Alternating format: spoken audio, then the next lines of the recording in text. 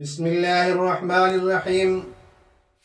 عزیزان گرامی، آج کل شادیوں کا سیزن چل رہا ہے اور شادی میں ہوائی فائرنگ کرنے کی رسم عام ہو چکی ہے، حتیٰ کہ اس کو شادی کا ایک عام حصہ سمجھا جانے لگا ہے۔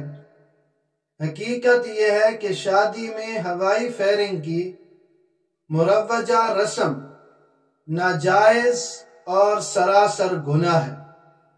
ناجائز اور گناہ ہونے کی چند وجہ بھی ہیں۔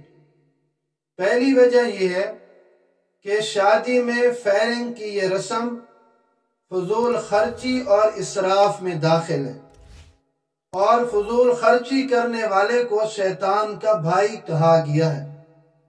چنانچہ سورہ بنی اسرائیل کی آیت نمبر 26 اور 27 میں اللہ رب العزت فرماتی ہیں کہ وَلَا تُبَذِّرْ تَبْذِيرًا إِنَّ الْمُبَذِّرِينَ كَانُوا إِخْوَانَ الشَّيَاطِينِ وَكَانَ الشَّيْطَانُ لِرَبِّهِ كَفُورًا، کہ اپنے مال کو بیہودہ کاموں میں نہ اڑاؤ، اور یقین جانو کہ جو لوگ بیہودہ کاموں میں مال کو اڑاتی ہیں وہ شیطان کے بھائی ہیں، اور شیطان اپنے پروردگار کا بڑا ناشکرہ ہے۔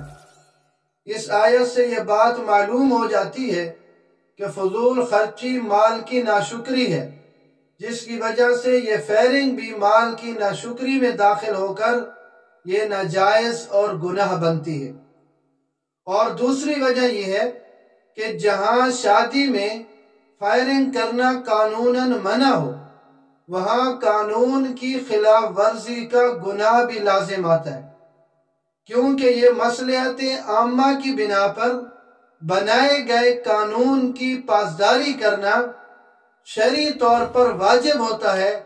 تو جب شرعی طور پر یہ واجب ہے تو اس کی خلاف ورزی کرنا یہ پھر شریعت کے اندر گناہ ہے۔ اور تیسری وجہ یہ ہے کہ اس فائرنگ کی وجہ سے جانی نقصان کا ہو جانا بھی ایک عام مشاہدہ ہے، جس کی وجہ سے اس گناہ کی سنگینی میں مزید اضافہ ہو جاتا ہے۔ اور چوتھی وجہ یہ ہے، شادی میں فائرنگ کی یہ رسم عام طور پر فخر و تکبر اور نام و نمود کی نیت سے ادا کی جاتی ہے، اور ان امور کا سنگین گناہ ہونا بھی واضح بات ہے، جس کی وجہ سے اس گناہ کی قباحت مزید بڑھ جاتی ہے۔ اور پانچویں وجہ یہ ہے کہ شادی میں فائرنگ کرنے کی رسم مسنون شادی مسنون نکاح کے بھی خلاف ہے۔ ہم کیا کہتے ہیں؟ نکاح مسنونہ یا مسنون نکاح، تو یہ اس کے بھی خلاف ہے، جس سے اس کی بے برکتی بالکل واضح ہو جاتی ہے۔ چنانچہ شیخ الاسلام علامہ مولانا مفتی محمد تقی عثمانی صاحب حفظہ اللہ تعالی فتاوی عثمانی جلد 2 صفحہ 309 پہ ایک سوال کے جواب میں تحریر فرماتی ہیں کہ شادی میں فائرنگ کی یہ رسم فضول خرچی بھی ہے اور متعدد منکرات پر مشتمل ہونے کی وجہ سے واجب الترک بھی ہے، یعنی اس کا چھوڑ دینا واجب ہے۔ تو ساری بات آپ کے سامنے رکھ دی۔ اللہ رب العزت عمل کی توفیق نصیب فرمائے۔